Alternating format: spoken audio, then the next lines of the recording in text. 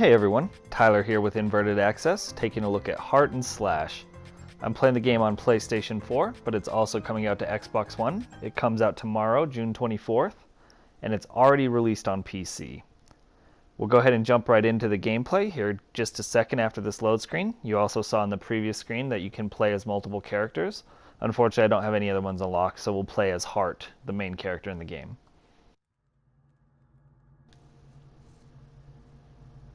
Heart&Slash is a roguelike, meaning there's permanent death, meaning each time you play the game you'll be basically starting a new run.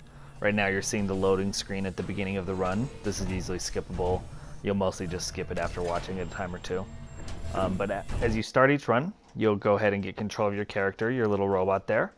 First room you get to will always have 3 items for you. There's going to be weapons, shields, and body items, equipable body items to put on. You can see here I got a base bat, I got boxing gloves, and I got an ice blade. I prefer the ice blade here. I'm not too big of a fan on the boxing gloves. The baseball bat is alright.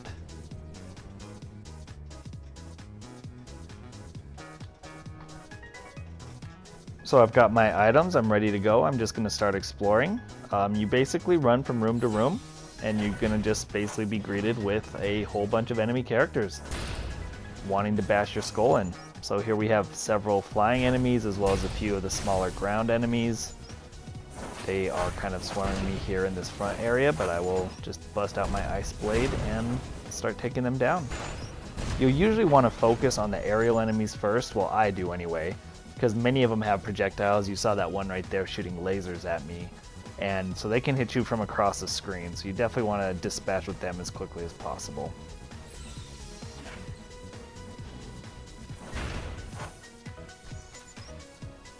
This room has a lot of the aerial characters as well, but they end up hovering over the bottomless pits. You see me fall down there and take a bit of damage.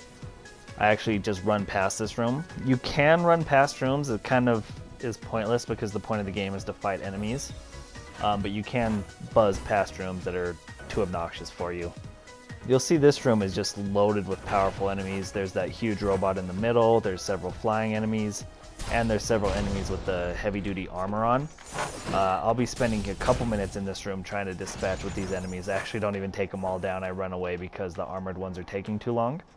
But this is a perfect example of what this game is like. This room I'm in right now is a little bit more crowded than a lot of the early rooms, but many of the rooms you run into do have tons of enemies in them. What I'm doing here is recycling my extra items, so the boxing gloves and the baseball bat that I picked up at the beginning of the level, I'm trading them in or recycling them, and it gives me extra health. You can see my health bar went up about 2 hearts thanks to recycling those items. It's basically what I need to fight this room full of large robotic monsters. This room is a little bit more crowded than your average room, but it's a perfect example of what this game's about. It's a 3D brawler, meaning it's all about beating up the enemies. You can see I'm jumping around the room trying to kill everything I can, as well as doing my best to not take too much damage. That's pretty much the 2 objectives in the game, is just killing enemies, and you really want to preserve your health because death is permanent. It is a roguelike, so you definitely don't want to take damage. Avoid it as much as possible. Right now I'm actually upgrading my character using the screws, the boxes of screws that I've collected in previous runs. I'm adding additional health to my character as well as upgrading the ice blade to be stronger, faster, and gives it an extra bonus attack for the strong attack, which is done by pressing triangle. You'll notice the game has a retro art style, but it's not quite the same sort of retro stuff you see from a lot of indie games. A lot of indie games will have the 2D pixel art, but since this is a 3D game, it reminds me more of the Nintendo 64 era video games.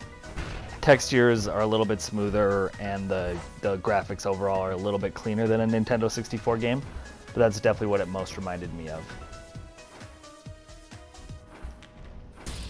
Overall, I'm a little bit mixed on the game. I've definitely had some fun with it, but I also have a few concerns. This room I think is like a little bit overfilled. You'll run into that from time to time where there's just too many enemies. Takes any sort of strategy out of combat, and it just becomes a more hectic kind of free-for-all where you're jumping around, you're dodging enemies, you're getting a hit in where you can, but there doesn't feel to be a whole lot of strategy in that sort of gameplay.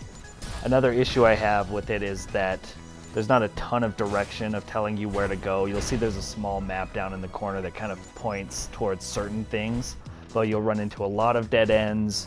You'll kind of not know exactly what you're looking for until you find it. I would have liked to see the game maybe give me a better idea of what I was looking for, what I was striving for in the game. I do really enjoy the retro style, the visuals of the game. I'm also really getting a kick out of the soundtrack. It's really upbeat and lively, and I enjoy that. So overall, the game's alright. I'm not 100% sure that the brawler genre and the roguelike genre mix perfectly, and so I think that's where some of my concerns come with the game. Thanks everyone for watching. This has been Tyler with Inverted Access. If you liked the video, please give us a thumbs up and subscribe. See ya!